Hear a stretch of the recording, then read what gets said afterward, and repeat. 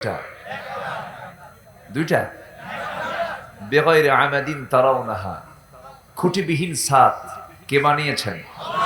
আল্লাহ তাআলা। আর আমরা যে ছাদ মানে খুঁটি লাগে না, তাহলে আল্লাহর বান্দার মধ্যে এটাই তফাৎ।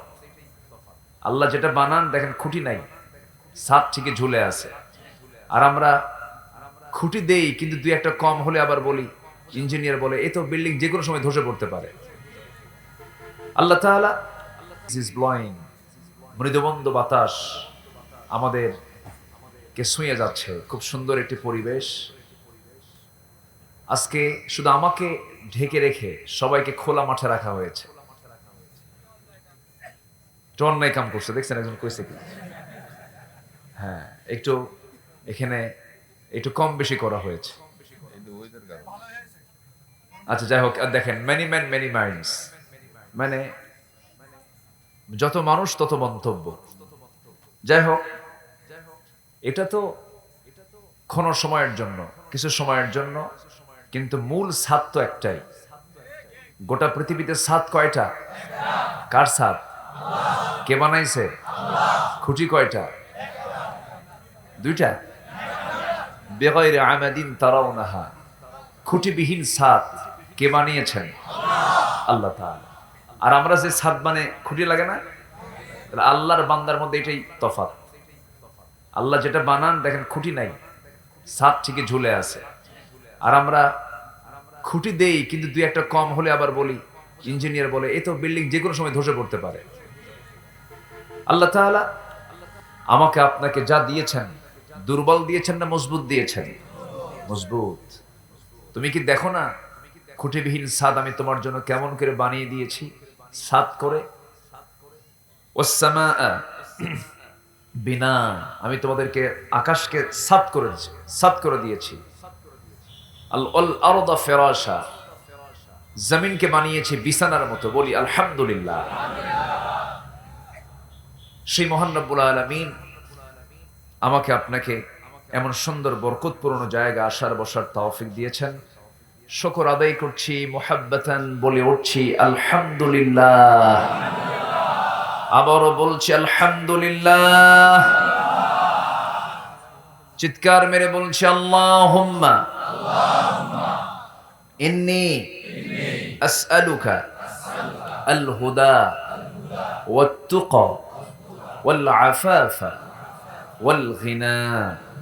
সবাই বলি আল্লাহুম্মা লাকা আসলামতু ওয়া বিকা আমানতু ওয়া আলাইকা তাওয়াক্কালতু ওয়া ইলাইকা আনাবতু ওয়া বিকা খাসামতু। আমরা আল্লাহ তাআলার শুকর আদায় করে নিলাম। সম্মানিত হাজিরিন, আমি আমার অভ্যাস অনুযায়ী আলোচনার সূচনায় কোরআনে কারীম থেকে সূরা রুমের মাঝামাঝি দিক থেকে কয়েকটা আয়াতে কারীম আমি তেলাওয়াত করেছি। আয়াতগুলোকে সামনে রেখে আমি কিছু কথা বলতে চাচ্ছি। ওয়ামা তাওফীকি ইল্লা বিল্লাহ আলাইহি তাওয়াক্কালতু ওয়া ইলাইহি উনীব। সেই মহান রবের প্রতি ভরসা রেখে আসুন আমরা ধীরে ধীরে আলোচনার দিকে চলে যাচ্ছি। কষ্ট হচ্ছে না তো? সবাই থাকতে রাজি আছি তো? আল্লাহ কবুল করুন, জোরে বলি আমিন। মাহফিলটা 4 বছর হলো এই মাহফিলটা চালু হয়েছে। ভাটার মালিক কে আছে? তাই আলহামদুলিল্লাহ। জি আলহামদুলিল্লাহ, খুব সুন্দর। আপনার ব্যবসা প্রতিষ্ঠানটা বরকত দিয়ে ধন্য হয়েছে, বলি আলহামদুলিল্লাহ। সম্মানিত হাজিরিন,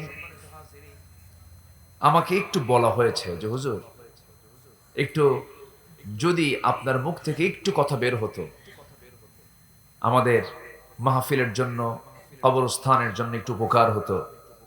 তা আপনি কখন, যে সময়টা আপনার পছন্দ হয় আপনি একটু বলবেন। তো কিছুক্ষণ পর পর আমাকে চিরকুট দেবে আর ঘুতাবে। এটা আলোচনার জন্য খুব মানে বিব্রতকর মনে হয়। তা আমি চাচ্ছি যে যদি এটা আগে হয়ে যায়, আপনাদেরই পরামর্শ আমি চাই। কি কেমন হয় বলেন তো একটু? অনেকে চুপ করে আছে, হুজুর কিছু কব না। আচ্ছা, তাহলে আমি 2টা মিনিট আমি একটু সময় চেয়ে নেই। 2টা মিনিট, 2-3টা মিনিট একটু চাদর যাবে, ব্যাগ যাবে। আমরা যে যা পারি আমরা আল্লাহকে সাক্ষী রেখে নিয়ত করব, আগে কবুল করবেন কে? আগে নিয়ত করবেন যে আমি এই নিয়তে দিচ্ছি। আবার যুবকরা ভাইবো না যে কোনো মেয়েকে পাওয়ার জন্য আবার নিয়ত করছো, এরকম নিয়ত না, ভালো নিয়ত, নেক নিয়ত থাকতে হবে। নেক নিয়তে আমরা সবাই দেব। আল্লাহ তাআলা তুমি সবাইকে দিল থেকে দেওয়ার তৌফিক দাও। কই ব্যাগগুলো কোথায়? তাড়াতাড়ি ব্যাগ নিয়ে নামেন না। 2 থেকে 3 মিনিট মাহফিলের সৌন্দর্য রক্ষার দায়িত্ব সবার। এটা যদিও একটু ছন্দ পতন হয়, কিন্তু বৃহত্তর দিক তাকিয়ে আমি একটু বলে ফেললাম। জিকির করি সুবহানাল্লাহ আলহামদুলিল্লাহ, আরো জোরে সুবহানাল্লাহ আলহামদুলিল্লাহ।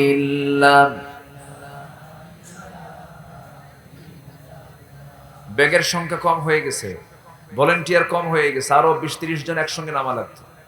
আমরা সবাই দেব। হাতে একটু পয়সাটা রেডি করে সবাই ব্যাগের মধ্যে বরকত মনে করে আমরা দিয়ে দেব। জোরে বলি ইনশাআল্লাহ।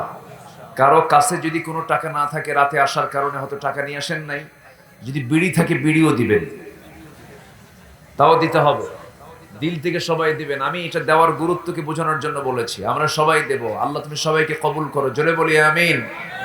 জিকির করে সুবহানাল্লাহ আলহামদুলিল্লাহ।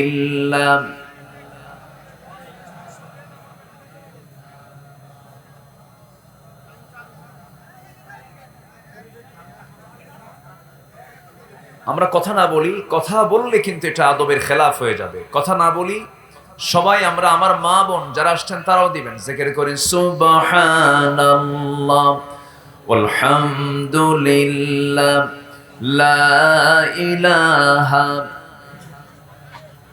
আরো জোরে সুবহানাল্লাহ আলহামদুলিল্লাহ,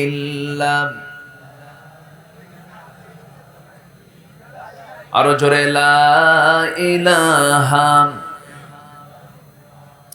আসমানে আল্লাহ জমিনে আল্লাহ, আসমানে আল্লাহ জমিনে আল্লাহ, হায়াতে আল্লাহ মৌতে আল্লাহ, লা ইলাহা, আরো জোরে লা ইলাহা, লা ইলাহা ইল্লাল্লাহু মুহাম্মাদুর রাসূলুল্লাহ সাল্লাল্লাহু আলাইহি ওয়াসাল্লাম। জি, আসুন আমরা এখন মূল আলোচনার দিকে চলে যাচ্ছি। ভলেন্টিয়ার ভাইয়েরা ব্যাগ নিয়ে নির্দিষ্ট কর্তৃপক্ষের হাতে আমানত মনে করে এটা হস্তান্তর করুন। আবার পিছন দিয়ে দৌড় মারেন না। জি জি, মেহেরবানি করে আমরা মাহফিলের সার্বিক দিক লক্ষ্য রেখে শৃঙ্খলার দিকটাকে অত্যন্ত গুরুত্বের চোখে দেখে আসুন। আমরা এখন আলোচনার দিকে চলে যাচ্ছি। আমি যে কালামকে নিয়ে বসেছি, আমরা সবাই যে কালাম শোনার জন্য এসেছি, এটা কি কালামুন নাস না কালামুল্লাহ? মানুষের কথা না আল্লাহর কথা? খায়রুল কালামি কালামুল্লাহ। শ্রেষ্ঠ কথা হতে পারে একমাত্র কার কথা? একমাত্র উত্তম কথা হতে পারে কার কথা? আল্লাহর কথা। সবচেয়ে শ্রেষ্ঠ পরামর্শ হবে কার পরামর্শ? পৃথিবীর সব মানুষের পরামর্শ আপনার জন্য যতটুকু না উপকার হবে, আল্লাহর পরামর্শ তার চাইতে কম হবে না বেশি হবে? বেশি হবে। আল্লাহ যত পরামর্শ করেছেন, পরামর্শ দিয়েছেন, সব কিছুর মূল সেন্টার, মূল উপজীব্য, মূল জায়গা কি বলেন? কোরআন। যত পরামর্শ দরকার সব আল্লাহ তাআলা এর মধ্যে বলে দিয়েছেন। সম্মানিত ভাইয়েরা, সম্মানিত বন্ধুগণ, কিন্তু বিষয়টা হলো যে কোরআন আমাকে পরামর্শ দেয়, সে কোরআনের সাথে আমার সম্পর্ক কতটুকু, সেই কিতাবের সঙ্গে আমার রিলেশনটা কতটুকু। কোরআনের সঙ্গে যার সম্পর্ক যত গাঢ় হবে, আল্লাহর সঙ্গে তার সম্পর্ক তত গভীর হবে। কোরআনের সঙ্গে যে বান্দার সম্পর্ক যত দূরত্বে যাবে, আল্লাহর সঙ্গে তার সম্পর্ক তত দূরত্বে চলে যাবে। এই জন্য আল্লাহর সঙ্গে সম্পর্ক তৈরি করার 1 নম্বর মাধ্যম হলো সবচেয়ে বেশি সম্পর্ক রাখা কোন কিতাবের সাথে? কিন্তু যদি প্রশ্ন করি যে আমি মুসলমান হিসাবে আমার কোরআন জানাটা ফরজ, কোরআন পড়াটা ফরজ, কোরআন শেখাটা ফরজ, কিন্তু এই ফরজ হুকুম, এই ফরজ জানা বিষয়টি আমি যদি প্রশ্ন করি, এখানে কি অধিকাংশের হাত উঠবে না উঠবে না? বলেন, উঠবে না। এটা কি নাটোরের সমস্যা না জাতীয় সমস্যা? বলেন, আমি আপনাদেরকে লজ্জা দিচ্ছি না, কিন্তু ভুল বুঝবেন না। এটা কি নাটোরের সমস্যা না জাতীয় সমস্যা? জাতীয় সমস্যা। আমার বন্ধুগণ, আল্লাহ রাব্বুল আলামিন এই আকাশ বানিয়েছেন, এই জমিন বানিয়েছেন, এই সূর্য বানিয়েছেন, এই চন্দ্র সৃষ্টি করেছেন, তারকারাজি সৃষ্টি করেছেন। মানুষ এসেছে কয়েক হাজার বছর আগে, আর পৃথিবীর বয়স হলো কোটি কোটি বছর। এই কোটি কোটি বছর আল্লাহ রাব্বুল আলামিন এই পৃথিবীকে বানিয়ে রেখে সব কিছু মানুষের উপযোগী করার জন্য, পৃথিবীটাকে বসবাসের উপযোগী করার জন্য পরিবেশ তৈরি করেছেন। আগে কিন্তু আকাশ আর জমিনটা কিন্তু মহাশূন্য এরকম ফাঁকা ছিল না, দুইটা একসঙ্গে লাগানো ছিল। দুইটা একসঙ্গে লাগানো থাকলে তো মানুষ বসবাস করতে পারবে না।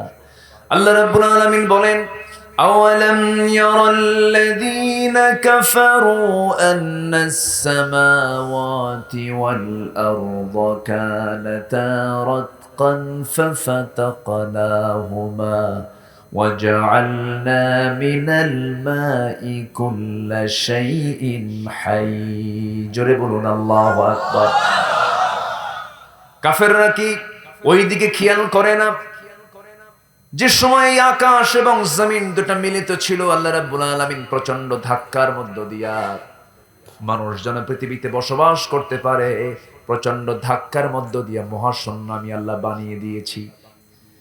মহাশূন্য বানিয়ে দেওয়ার মধ্য দিয়ে মানুষ যেন পৃথিবীতে বসবাস করতে পারে, এই জন্য আল্লাহ রাব্বুল আলামিন এই মহাশূন্য সৃষ্টি করে মানুষকে দুনিয়াতে পাঠিয়েছেন। এই দুনিয়াতে পাঠানোর আগেই আল্লাহ রাব্বুল আলামিন কোরআনটা রেখেছিলেন কোথায়? বাল হুয়া কুরআনুম মাজিদুন ফি লাওহিম মাহফুজ। লৌহে মাহফুজের সংরক্ষণ ছিল এই কিতাব। সময়ের প্রয়োজনের পরিপ্রেক্ষিতে মহান রাব্বুল আলামিন সর্বশেষ পয়গম্বরের পরে সর্বশেষ এবং সর্বশ্রেষ্ঠ কিতাব হিসাবে আল্লাহ রাব্বুল আলামিন কোরআনে কারীম রাসূলকে উপহার দিলেন। নবীর হায়াত ছিল 63 বছর 9 ঘন্টা। এই 63 বছর 9 ঘন্টার 40 বছর চলে গেছে, তার নবুয়ত পেতে থাকলো মাত্র 23 বছর 9 ঘন্টা। এই 23 বছর আমার নবী যে পৃথিবীতে নবুয়ত অবস্থায় ছিলেন, নবুয়ত প্রাপ্ত অবস্থায় ছিলেন, এই 23 বছরের প্রয়োজনের পরিপ্রেক্ষিতে আল্লাহ রাব্বুল আলামিন কোরআন নামক কিতাবটা রাসূলকে উপহার দিয়েছেন। আমার ভাইরা, কিন্তু জীবনের 40টা বছর যে নবী পার করলেন, এই 40 বছর পর্যন্ত রাসূল কিন্তু বসেছিলেন না, চেষ্টাও চালিয়েছেন। যৌবন পেয়েছেন যে সময় থেকে, সেই সময় থেকে শুরু করে নিয়ে 40 বছর পর্যন্ত তিনি সমাজকে পরিবর্তন করার জন্য, সমাজ থেকে অন্যায় দূর করার জন্য, সমাজ থেকে অসামাজিক কাজগুলো বন্ধ করার জন্য, সমাজ থেকে সুদ, জেনা, ব্যভিচার বন্ধ করার জন্য বহু চেষ্টা করেছেন, মুজাহাদা করেছেন। তার একটি অংশ হলো ইতিহাস যারা আমরা পড়েছি, সিরাত যারা আমরা পড়েছি, আমার নবীজি যখন তিনি নবুয়ত পান নাই, সেই সময় তিনি হেলফুল ফুজুল নামে একটা সংগঠন গড়েছিলেন। সেই সংগঠনটা গড়ে যুবকদেরকে এক জায়গায় করে সমাজকে সংশোধন করার জন্য, ঢেলে সাজানোর জন্য বহুবার চেষ্টা করেছেন, কিন্তু পারেন নাই। কেন পারেন নাই? রাসূল চেষ্টা করেছেন নিজের চেষ্টা দিয়ে, নিজের প্রচেষ্টা দিয়া তিনি চেষ্টা করেছেন, কিন্তু তার কাছে কোনো আলো ছিল না। আপনি অন্ধকারে চলতে যাবেন, কি দরকার বলেন? আলো দরকার। আপনি সাপকে মারতে যাবেন, কি দরকার বলেন? লাঠি দরকার। আমার নবীর কাছে সে আলোটা ছিল না, সেই লাইটটা ছিল না। অন্ধকার তিনি কেমন করে দূর করবেন? চেষ্টা শুধু করেই গেছেন, কিন্তু সফলতা আনতে পারেন নাই। বিফল হয়েছেন, বরঞ্চ ব্যর্থ হয়েছেন। বরঞ্চ 40 বছর পর্যন্ত করে তিনি ব্যর্থতা তার এসেছে, তিনি পারেন নাই, চেঞ্জ করতে পারেন নাই। কিন্তু 40 বছর পরে আল্লাহ রাব্বুল আলামিন যখন তাকে জাবেলে নূরে, যখন এই নূর না, এই কোরআন যখন তাকে আল্লাহ রাব্বুল আলামিন যখন উপহার দিয়ে দিলেন, কোরআনটা যখন তার হাতে আসলো, সেই সময় থেকে আমার নবীজি ব্যর্থ না সফল? আসতে বলবেন না, ব্যর্থ না সফল? শুধু সফল না, মহা সফল। মহা সফলতা তার এসেছে। তাহলে জীবনের 2/3 সময় তিনি পার করেছেন 40 বছর। চেষ্টা করেছেন বহু, কিন্তু পারেন নাই, চেঞ্জ করতে পারেন নাই যে নবীর চারিত্রিক মানটা কত উন্নত, যার জীবনে জিহ্বা দিয়ে একটা মিথ্যা কথা বের হয় নাই, মিথ্যা সাক্ষ্য বের হয় নাই, একটা গীবত বের হয় নাই, একটা বহতান বের হয় নাই, একটা বাজে কথা বের হয় নাই, একটা বেহুদা কথা বের হয় নাই, একটা অনর্থক কথা বের হয় নাই যার মুখ থেকে।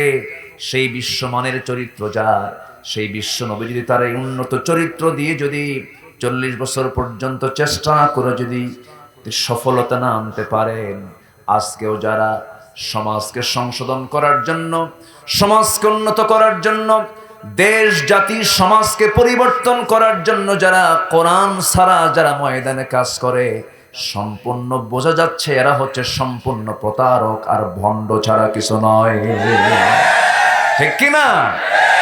আমার নবীর মতো মানুষ পারেন নাই, তুমি পারবা কেমনে? কথা তো অঙ্ক তো মিলে যায়, তাই না? অঙ্ক তো মিলেই গেল। কোরআন ছাড়া যারা কথা বলবে তারাই ভণ্ড, কোরআন ছাড়া যারা কথা বলবে তারা প্রতারক, কোরআন ছাড়া যারা কথা বলে তারা হচ্ছে হকার। হকের ওষুধ খাইলে অসুখ সারে? হ্যাঁ, নাটোরের মাদ্রাসার মোড়ে, তারপরে হাটের ভিতরে দেখেন না, হকারদের বক্তব্য শুনলে মনে হয় মৃত্যু ছাড়া সব ওষুধ ওর কাছে আছে।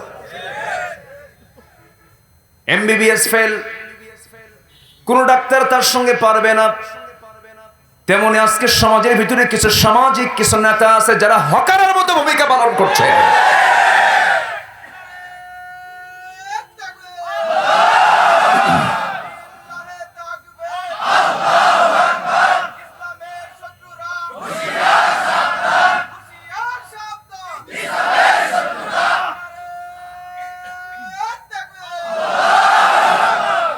সম্মানিত ভাইয়েরা, হকার হলে হবে না, হকারি করে সমাজকে ভালো করা যাবে না। কোরআন দিয়ে সমাজকে ভালো করতে হবে। শুধু বটতলায় দাঁড়ায়া শুধু হামবে তামবে আর গর্জন আর হুঙ্কার ছাড়লেই সমাজকে সংশোধন করা যাবে না। সমাজকে সংশোধন করার জন্য নির্দিষ্ট পন্থা লাগবে। সেই পন্থা, সেই পদ্ধতি হলো কোরআন এবং সুন্নাহ। কোরআন এবং সুন্নাহ, কোরআন লাগবে, সুন্নাহ লাগবে, হাদিস লাগবে। আমার ভাইয়েরা, আমার নবীজি যত ভাষণ দিয়েছেন, যত খুতবা দিয়েছেন জীবনে, এর মধ্যে একটা ঐতিহাসিক তিনি ভাষণ দিয়েছেন, সেটা হলো আমার নবী জীবনে মাত্র একবার হজ করেছেন। কয়বার বলেন? একবার হজ করেছেন। বারবার তিনি যান নাই, একবার মাত্র তিনি হজ করার সুযোগ পেয়েছেন। কিন্তু আমার দেশে ট্রিপল হাজি 14 বার হজ করছে, এমন আছে না নাই? জনগণের টাকা মারে খায়, বোনের সম্পত্তি দেয় না, সুদের কারবার করে, আবার হজে যায় 14 বার। কপালটা একদম এত নামাজ পড়ে পড়ে কপাল কালো হয়ে গেছে, হাজার আসওয়াদ ফেল। আছে না নাই? আমার বন্ধুগণ ছেন, অনেকে লক্ষ লক্ষ টাকা খরচ করে বারবার ঘন ঘন তিনি সফরে যাচ্ছেন, হজে যাচ্ছেন, উমরায় যাচ্ছেন। আমি মানা করছি না, আপনি যান, কিন্তু আপনার প্রতিবেশীটা অভুক্ত অবস্থায় আছে, এটা খেয়াল করার দায়িত্ব আপনার আছে না নাই? আছে। কোন এক আল্লাহর ওলি, নামটা ভুলে গেলাম, হজ করার জন্য নিয়ত করেছেন, তিনি আল্লাহর ঘর জিয়ারা করবেন, উমরা করবেন। আব্দুল ইবনে, হ্যাঁ, আব্দুল্লাহ ইবনে মুবারক রাহমাতুল্লাহ আলাইহি। দেখছেন, শ্রোতাও কিন্তু কম না। হুজুর আপনি যাবেন কই? আমিও জানি, আপনারা শিখাই দিলাম। এটাই তো ইসলাম, বলি আলহামদুলিল্লাহ। যাচ্ছেন তিনি আল্লাহর ঘরে জিয়ারা করতে। হঠাৎ করে প্রতিবেশীর খবরটা জানতে পারলেন, সে নাকি অভুক্ত অবস্থায়, তার নাকি কোনো খাবার নাই। সম্পূর্ণ সফরকে বাতিল করে সবগুলো অর্থ তিনি সেই প্রতিবেশীকে দিয়ে দিলেন। সে কখনো সত্যিকারের মুমিন নয় যার প্রতিবেশী না খেয়ে থাকে। প্রতিবেশী কাকে বলে? হাদিস এসেছে, নিজের ঘর থেকে চতুর্দিকে 40 ঘর, এটা হলো প্রতিবেশী। প্রতিবেশীর খোঁজ নিয়েছেন সবচেয়ে বেশি মুহাম্মদ সাল্লাল্লাহু আলাইহি ওয়াসাল্লাম। আমার নবীর সাহাবে কেরাম সেই শিক্ষাগুলো পেয়েছেন। প্রথম খলিফা যখন আবু বকর সিদ্দিক রাদিয়াল্লাহু আনহু হলেন, সেই খেলাফত পাওয়ার পর থেকে, খেলাফত পাওয়া মানে বিশাল বড় দায়িত্ব তার কাঁধে চলে আসা। 12.5 লক্ষ বর্গ মাইলের তিনি রাষ্ট্রপ্রধান আবু বকর সিদ্দিক রাদিয়াল্লাহু তাআলা আনহু। বিশাল বড় রাষ্ট্র তিনি পরিচালনা করেন, কিন্তু তার একজন প্রতিবেশী ছিল, বৃদ্ধা মানুষ, চোখে দেখে না, বাচ্চা কাচ্চাও নাই, স্বামীটাও দুনিয়া থেকে বিদায় হয়ে গেছে, একাকী ঘরের মধ্যে থাকে, তার খেদমতটা কে করবে? প্রতিবেশী। এই জন্য প্রত্যেকটা দিন রাতের বেলা তিনি সবাইকে আড়াল করে, কাউকে না বলে তিনি রাতের বেলা তিনি যেতেন, মহিলার সমস্ত, ওই বৃদ্ধা মহিলার সমস্ত খেদমত গুলো করে আসতেন। ওমরে ফারুকের বাড়িও পাশাপাশি। মনে মনে ভাবলেন, এই বৃদ্ধা মহিলা তো আমার প্রতিবেশী, এই মহিলার খেদমতটা কে করে? কোন এক রাতের আধারে গিয়ে জিজ্ঞাসা করছেন, বুড়িমা আপনার ঘরে কোনো খেদমত লাগবে নাকি, কোনো কাজ আছে নাকি? না, একজন লোক করে গেছে, একজন যুবক মানুষ আমার খেদমত করে গেছে। কে করে গেল? তিনি খুঁজতে লাগলেন। প্রথম দিন খুঁজে পেলেন না, দ্বিতীয় দিন খুঁজে পেলেন না, তৃতীয় দিন তিনি আড়ালে দাঁড়ায় আছেন, শেষ রাতের দিকে লক্ষ্য করে দেখেন আর কেউ আসতেছে না, খালি পায়ে। সাইয়েদনা ওমর ফারুক দরজায় এসে নক করছেন, দরজা খুলে তার সমস্ত সেবাগুলো করে দিয়ে চলে গেলেন। যখন বের হচ্ছেন, এমন সময় ওমর ফারুক বলছেন, আমিরুল মুমিনিন আবু বকর সিদ্দিক রাদিয়াল্লাহু তাআলা আনহু, সব কাজ আপনি একাই করবেন, আমাদের জন্য কি কিছু রাখবেন না? আমাদের কিছু কোনো কাজ করতে হবে না। সাইয়েদনা আবু বকর বললেন, ও ভাই ওমর, কিয়ামতের দিন আমার আমলনামা তো তোমার পিঠে যাবে না, আমার আমলনামা আমার পিঠেই নিতে হবে, আমাকে খেদমতটা করতে দাও। কিন্তু ভাই আবু বকর, আপনি খালি পায়ে কেন আসছেন? তিনি বলছেন, শোনো, আল্লাহর দ্বীনের কাজ, মানবতার কাজ, খেদমতের কাজ প্রকাশ্যে করতে নেই, কাউকে জানিয়ে করতে নেই। জুতা পায়ে আসতে পরে মানুষের কানে আওয়াজ যেত, আমাকে দেখে টের পেতে, আমি আবু বকর খেদমত করার জন্য আসছি, খেদমত করতে আসছি আমার আল্লাহকে খুশি করার জন্য। জোরে বলি সুবহানাল্লাহ, আরো জোরে বলি সুবহানাল্লাহ। সাইয়েদনা ওমর ফারুক রাদিয়াল্লাহু তাআলা আনহুর সময় ওই মহিলা বেঁচে ছিলেন, প্রথম খলিফার ইন্তেকাল হয়ে গেল। সাইয়েদনা ওমর ফারুক রাদিয়াল্লাহু আনহু তিনি প্রত্যেকটা দিন খেদমত করার জন্য তিনি ওই মহিলার বাড়িতে আসতেন। প্রথম দিন যেদিন আসলেন, এসে মহিলার কাপড় চোপড়গুলো ধুয়ে দিলেন, এরপরে খাবার দাবার গুলো রেডি করলেন। খাবার দাবার রেডি করে খেজুর কিছু ধুয়ে ওই মহিলার সামনে রেখে দিলেন। এরপরে মহিলা যখন খেতে নিলেন, খেতে নিয়েই দেখেন তার মুখে খেজুরের মধ্যে বিচিটা আছে। ওই মহিলা বলতেছে, যুবক, তুমি কি যে খেদমত করতে আসছো আমি জানি না, তবে আমাকে যে লোকটা আগে খেদমত করতো সেই লোকটা মনে হয় দুনিয়াতে বেঁচে নাই। কেন, কি হয়েছে? আগের যে জন আমার খেদমত করার জন্য আসতো, সে শুধু আমাকে খেজুর ধুয়ে দিত না, খেজুরের বিচিটা ফেলে দিয়ে আমার মুখে তুলে দিত। জোরে বলি সুবহানাল্লাহ। আমার বন্ধুগণ, কথার তো কোনো থা নাই, কথা তো বিভিন্ন দিকে চলে যায়। মূল আলোচনার দিকে আস্তে আস্তে আসি। আমার নবীজি জীবনে যত ভাষণ দিয়েছেন, এর মধ্যে শ্রেষ্ঠ ভাষণ হলো হজের ভাষণ, বিদায় হজের ভাষণ। সেই বিদায় হজের ভাষণ আমার নবীজি 20 থেকে 25 মিনিট কথা বলেছেন। আমল করার জন্য কেউ বেশি কথা লাগে নাকি? সামান্য কথা আমলের জন্য যথেষ্ট হয়ে যায়। আমার নবীজি 20 থেকে 25 মিনিট তিনি নাতি দীর্ঘ বক্তৃতা করেছেন। এর মধ্যে একটা পয়েন্ট তিনি বলেছেন, ও আমার সাহাবীরা শোনো, আমি তো দুনিয়া থেকে বিদায় নিচ্ছি, আমি মনে হয় বাঁচবো না দুনিয়া থেকে, আমার বিদায়ের ঘন্টা বেজে আসবে, আমি মনে হয় মরে যাব। কারণ আয়াত তো নাযিল হয়ে গেছে, আল ইয়াউমা আকমালতু লাকুম দীনাকুম ওয়া আতমামতু আলাইকুম নি'মাতি ওয়া রাদিতু লাকুমুল ইসলাম দীনা। জোরে বলুন আল্লাহু আকবার। আজকের দিন আমি ইসলামকে পরিপূর্ণ করে দিলাম এবং তোমাদের উপর আমি রাজি হয়ে গেলাম, সন্তুষ্ট হয়ে গেলাম। এই আয়াতটা যখন নাযিল হয়েছে, লক্ষাধিক সাহাবারা সবে আনন্দ উল্লাস করছেন, আল্লাহ তাআলা আমাদের উপরে রাজি হয়ে গেছেন। আল্লাহ যার উপরে রাজি হয় তার কিছু লাগে নাকি? তার তো কিছুই লাগে না। সাহাবীরা সবাই সন্তুষ্ট, সবাই হাসি খুশি। কিন্তু একজন বয়োবৃদ্ধ, জ্ঞানবৃদ্ধ, আমার নবীর সবচেয়ে কাছের মানুষ সাইয়েদনা আবু বকর, তিনি একটা আড়ালে গিয়ে ডুকরে ডুকরে কাঁদতেছেন। সাইয়েদনা আবু বকরের কান্না দেখে আমার নবীর সাহাবীরা কিছু গিয়ে সাইয়েদনা আবু বকরকে ডাক দিয়ে বলছে, ভাই আবু বকর, আজকে তো আমাদের আনন্দের দিন, আল্লাহ তাআলা আমাদের প্রতি রাজি হয়ে খুশি হয়ে আয়াত নাযিল করে দিয়েছেন, তুমি কেন কান্না করছো? তুমি কেন এরকম করে শোক করছো? তোমার কান্না, তোমার চোখে পানি কেন? ওমর ফারুক রাদিয়াল্লাহু আনহু তিনিও টের পান নাই। ওসমান জিন্নুরাইন তিনিও টের পান নাই, কেউ টের পান নাই, কিন্তু সাইয়েদনা আবু বকর তিনি কান্নায় ভেঙে পড়ছেন, অস্থির হয়ে যাচ্ছেন। একজন এসে বলতেছে, আবু বকর তুমি আয়াত নাজিলের পরে তুমি কান্দো কেন? তিনি বলছেন, আমার কান্না করার হেতু হলো যেহেতু ইসলামটা পরিপূর্ণ হয়ে গেছে, আল্লাহ তাআলা রাজি হয়ে গেছেন, আমার নবী আর দুনিয়াতে আর বেশি দিন বাঁচবেন না, এই জন্য কাঁদি।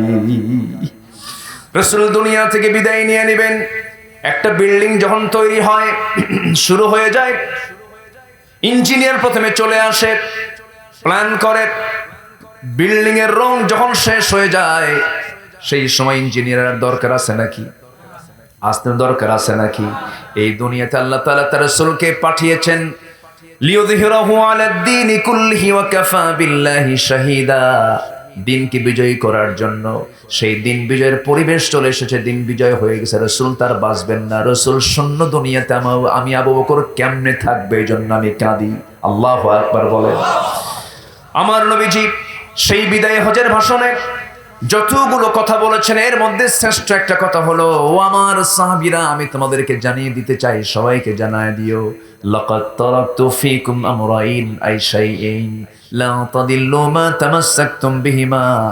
তোমাদের কাছে রেখে গেলাম আমি দুটি মহা উপহার, কোরআনের পুত মঙ্গলবাণী, মর্ম উপদেশ যার। কোরআন রেখে গেলাম, হাদিস রেখে গেলাম, সুন্নাহ রেখে গেলাম। কাউকে লাগবে না, কোনো বুজুর্গ ধরতে হবে না, কোনো দরবারে যাওয়া লাগবে না, কারো কাছে ধরনা দিতে হবে না। তোমার সামনে কোরআন এবং সুন্নাহ যদি তুমি ধরে রাখতে পারো, লা তাদিল্লু মা তামাসসাকতুম বিহিমা, পৃথিবীর কোনো অপশক্তি নেই তোমাকে পথভ্রষ্ট করতে পারে। কোরআনটাকে শক্ত করে ধরবে, হাদিসটাকে শক্ত করে ধরবে।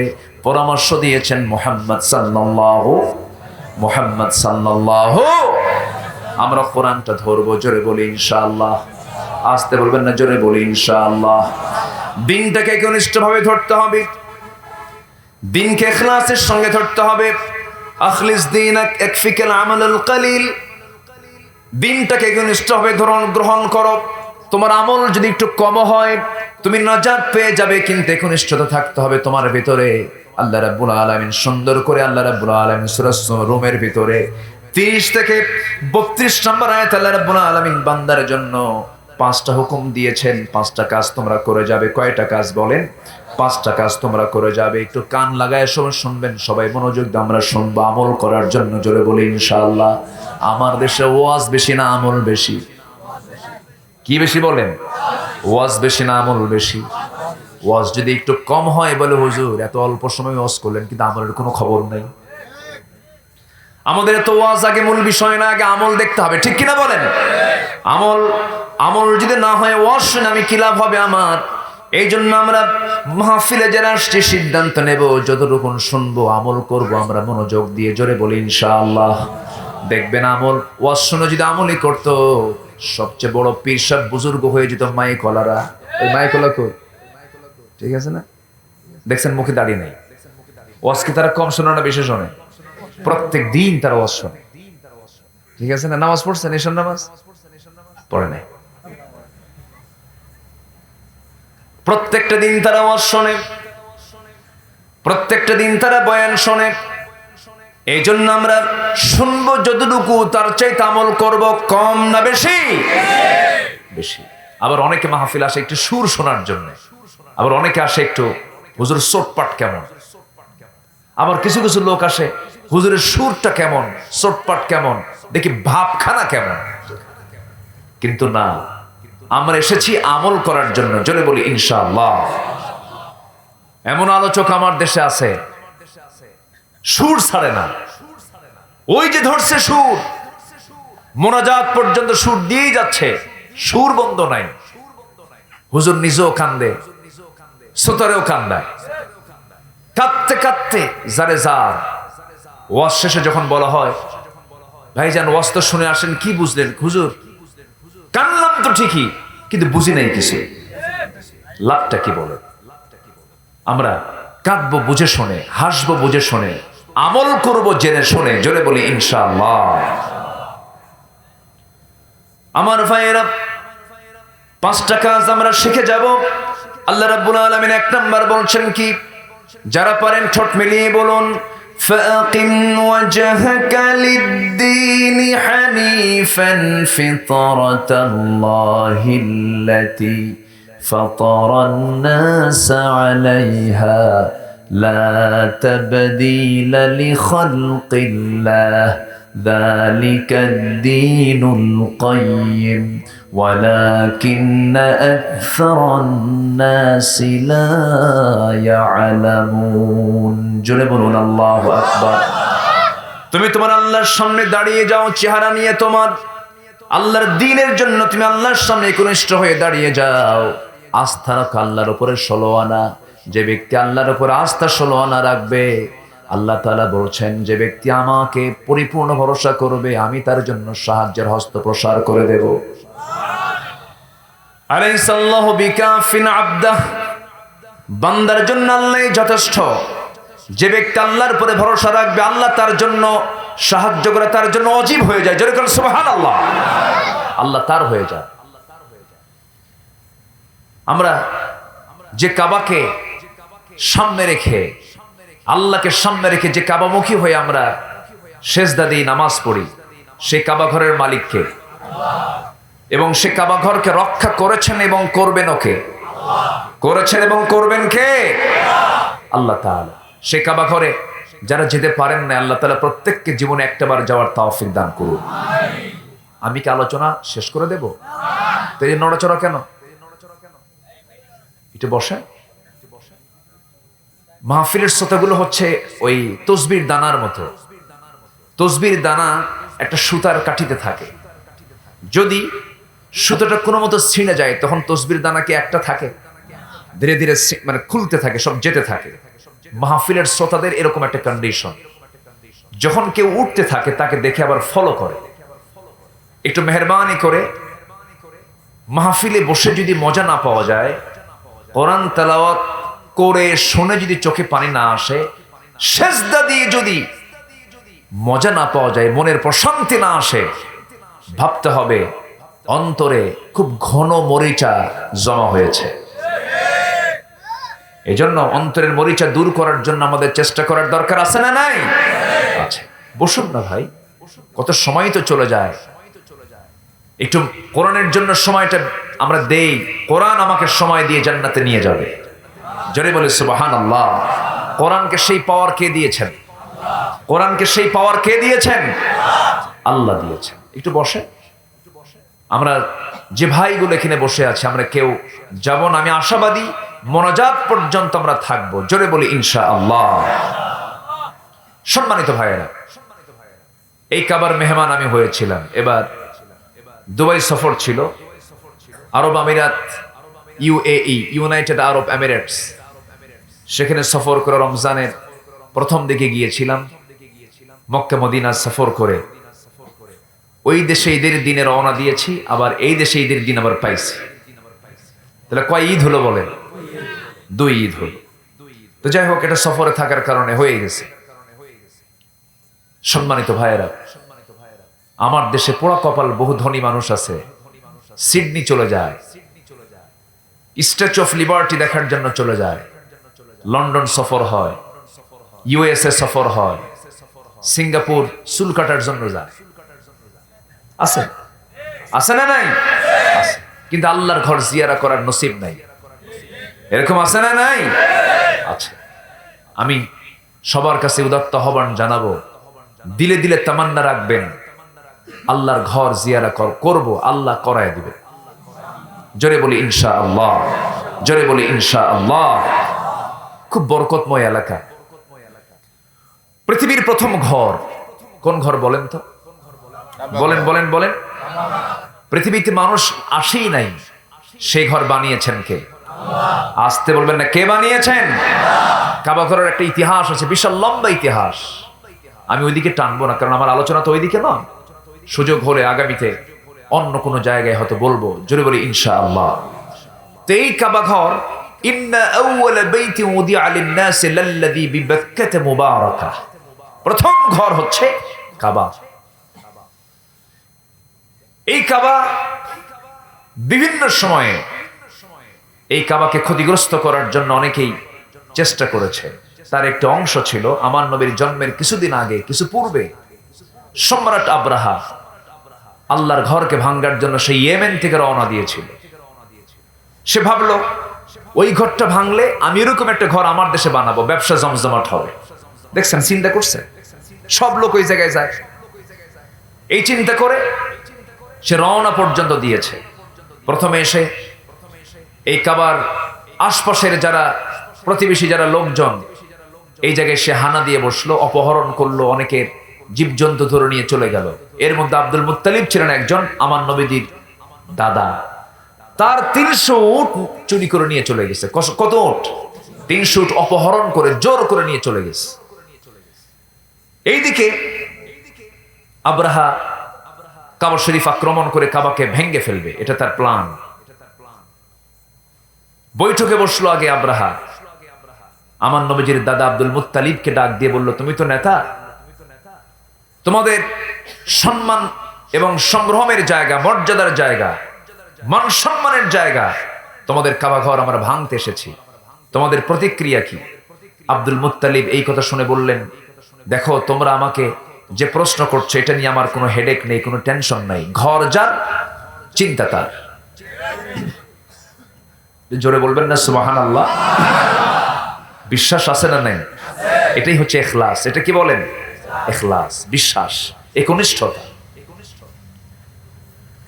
সম্রাট আব্রাহা সঙ্গে সঙ্গে বলে ফেলল, তুমি কি পাগল হয়ে গেছো নাকি? অস্তিত্বই বিলীন হয়ে যাচ্ছে, তোমাদের কোনো চিন্তা নেই। এর মানে কি? আব্দুল মুত্তালিব বলছে, আমার চিন্তা আছে অন্য কিছু নিয়ে। কি চিন্তা? কাবা ঘরের মালিক যিনি, তিনি কাবাকে হেফাজত করবেন, কিন্তু আমি তো কাবা শরীফের মালিক নই, আমি হলাম উটের মালিক। উটগুলো ফেরত দে। কথা বললেন, উটগুলো ফেরত দিয়া দে। সম্রাট আব্রাহা মুস্কি মুস্কি হাসি মারে। সে তো জানে না আব্দুল মুত্তালিব কাবা ঘরকে কার হাতে তুলে দিয়েছেন। আসতে বলবেন না, কার হাতে? আল্লাহর হাতে তুলে দিয়েছেন। কাবা ঘর যার, হেফাজতের দায়িত্ব তার। ফালইয়াবুদু রাব্ব হাযাল বাইত আল্লাযী আত'আমাহুম মিন জু'ইন ওয়া আমানাহুম মিন খাউফ। জোরে বলি আল্লাহু আকবার। সম্রাট আব্রাহা করল কি? হস্তি বাহিনী নিয়ে, হাতির পিঠে চড়ে, হাজার হাজার সৈন্য নিয়ে আব্রাহা আল্লাহর ঘর কাবা শরীফ ভাঙতে আসতেছে। কাবা ভাঙ্গার জন্য রওনা দিয়েছে, কিন্তু কাবা ঘর যিনি বানিয়েছেন, হেফাজত তিনি করবেন, সে তো আব্রাহা জানতো না। যখন রওনা দিয়ে কাছাকাছি চলে আসছে, আসার সঙ্গে সঙ্গে আল্লাহর পক্ষ থেকে সাহায্য শুরু হয়ে গেছে। আল্লাহর পক্ষ থেকে আল্লাহর বাহিনী পাঠানো হয়ে গেছে। আল্লাহ বাহিনী পাঠাইয়া দিয়েছেন। আমার নবীকে লক্ষ্য করে বলতেছেন, হে রাসূল, আপনি ঘাবড়িয়ে যাবেন না, আল্লাহ তাআলা কিন্তু আব্রাহাকে ছাড়েন নাই, আবু জেহেলকেও ছাড়া হবে না। রাসূলকে সান্ত্বনা দিচ্ছেন কে? আল্লাহ। কোন সূরা দিয়া? দেখছেন ওয়াজকে আমি শুধু পারি? কি সুন্দর, আলহামদুলিল্লাহ। কষ্ট পাচ্ছেন নাকি আপনারা? সূরা ফিল হলো মক্কার সূরা, মক্কি জিন্দেগিতে এসেছে। আমার নবীজি জন্ম নেন নাই সেই সময়। এই ঘটনা বিশাল বড় ঘটনা ঘটে গেছে। রাসূলকে লক্ষ্য করে বলা হচ্ছে, রাসূল, আবু জেহেলরা, উতবা, সাইবা, মুগীরা আপনাকে যে ডিস্টার্ব গুলো করতেছে, কোনো চিন্তা করবেন না। আল্লাহ কিন্তু সেই আল্লাহ, যে আল্লাহ তাআলা, জিবরাইল বলছেন, যে আল্লাহ তাআলা আব্রাহাকে কাবা শরীফকে বাঁচানোর জন্য সিজ্জিল নামক বোমা পাঠিয়েছিলেন, আবাবিল নামক বিমান পাঠিয়েছিলেন। যারা পারেন ঠোঁট মিলিয়ে আমার সঙ্গে আওয়াজ দিয়ে দিয়ে বলুন, আলম তারা কাইফা ফাআলা রাব্বুকা বিআসহাবিল ফিল আলম ইয়াজআল কাইদাহুম ফি তাদলিল وأرسل عليهم طيرا أبابيل ترميهم بحجارة من سجيل فجعلهم كعصف مأكول জোরে বলুন আল্লাহু আকবার। আলম তারা, আপনি কি লক্ষ্য করেননি, আপনি কি দেখেন নাই? কাইফা ফাআলা রাব্বুকা বিআসহাবিল ফিল, আপনারা প্রভু কেমন আচরণ করেছেন হস্তি বাহিনীর সাথে। আলাম ইয়াজআল কাইদাহুম ফি তাদলিল, আল্লাহ কি তাদের সমস্ত চক্রান্তগুলো কি বুমেরাং করে দেন নাই? ওয়া আরসালা আলাইহিম তায়রান আবাবিল, আল্লাহ তাআলা তাদেরকে খতম করার জন্য জঙ্গি বিমান পাঠিয়েছেন। কি বিমান পাঠিয়েছেন? যুদ্ধ বিমান পাঠিয়ে দিয়েছেন। যুদ্ধ বিমানের বৈশিষ্ট্য হলো সেখানে কোনো মানুষ থাকে না। সেই যুদ্ধ বিমানে শুধুমাত্র যোদ্ধা ছাড়া কোনো প্যাসেঞ্জার থাকে না, শুধুমাত্র যোদ্ধারাই সেখানে থাকে। সেখানে থাকে যুদ্ধ করার জন্য অস্ত্র সেখানে মজুদ থাকে। প্যাসেঞ্জার বিমানের বৈশিষ্ট্য শুধু প্যাসেঞ্জার বহন করা হয়। আল্লাহ রাব্বুল আলামিন সেই কাবাকে রক্ষা করার জন্য সেদিন আবাবিল নামক বিমান পাঠিয়ে দিয়েছেন। যে বিমান নামক যেই জঙ্গি বিমানের মধ্যে দুটো করে বোমা ছিল, সেই বোমাটা এত ছোট এত ছোট এত ছোট, সরিষার দানার চেয়েও ছোট।